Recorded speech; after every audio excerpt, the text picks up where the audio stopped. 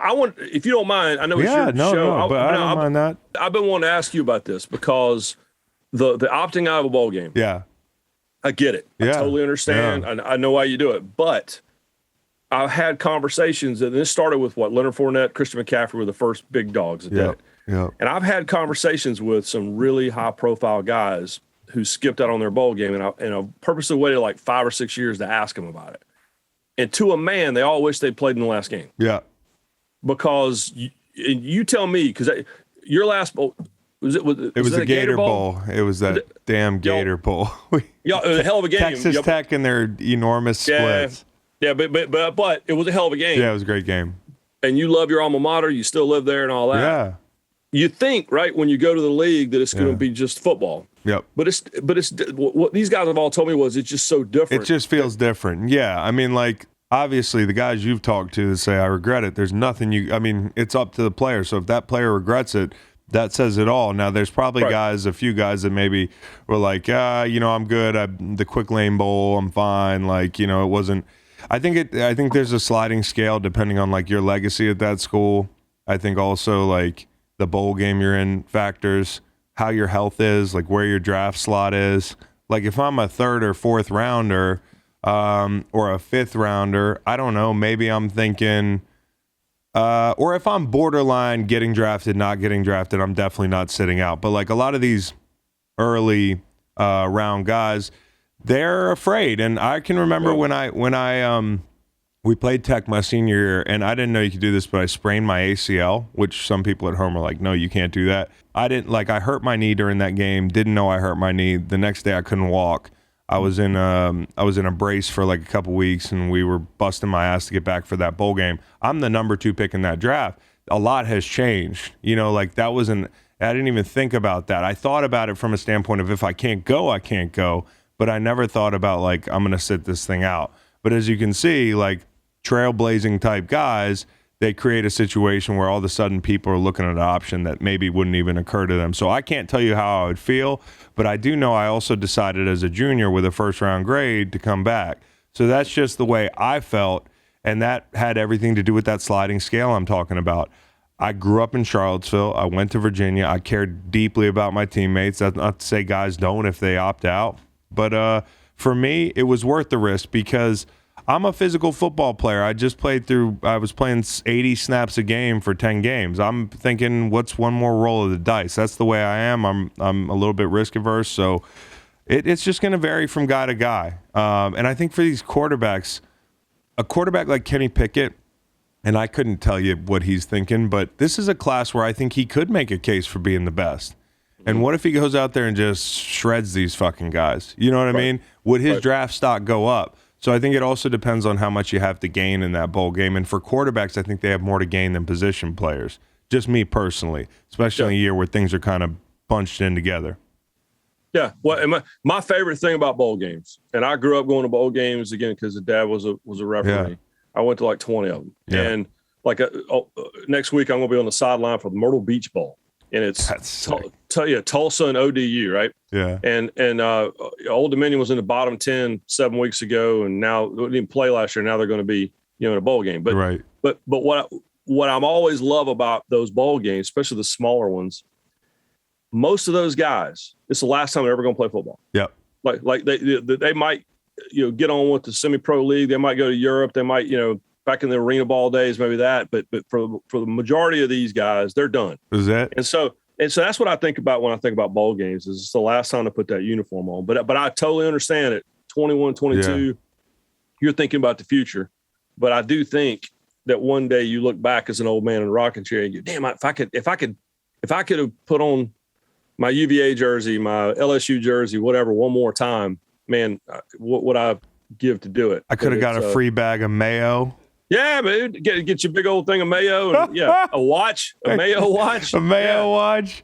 Hey, let me ask you this, because and by the way, I agree, to each his own, and I certainly, if I had sat out, I probably would have regretted it, and we still lost in heartbreaking fashion to the fucking Texas Tech Red Raiders and Mike Leach, who I then came to be friends with via drunk calls with Danny Amendola at 1 a.m. And I those guys are okay by me. No grudges. But I do hold a grudge against Peter Lalick for not knowing the snap mechanics back in. Do you remember Peter Lalick? Oh, yeah. He's sitting there one time like, God damn, did I just catch a stray on a podcast in 2021? That's what we're here for, man. So if Ryan McGee is an athlete and you're staring there at the TV and you're bowl eligible and you're looking at this slate, what's the best bag that you can get from what bowl game do you want to go to get the best gifts this year? An overall experience, like taking the prestige of the game out, like you as a guy who wants to walk away with some swag and spend some time somewhere fun, which bowl game are you looking at? All right, so, and again, I'm speaking from experience here because my dad officiated in 20-something bowl games. I went to most of them. And so I would see, the officials get a watch or what. Dad literally has a drawer full of watches. He wears his Rose Bowl ring, all that stuff. But I'm telling you, the Holiday Bowl. Oh, it's a great bowl. Oh, dude, in San Diego, and you're in San Diego, which is a win right off the bat. And they take him to the zoo.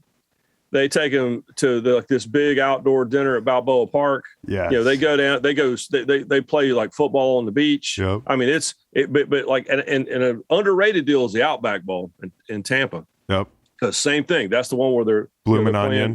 They're Bloomin' Onion. Personal Bloomin' Onion. Playing football on the beach, and I know they have what they call the gift suite, and there's a limit supposedly for what you can give the athletes. Ain't anybody paying attention to that, and like.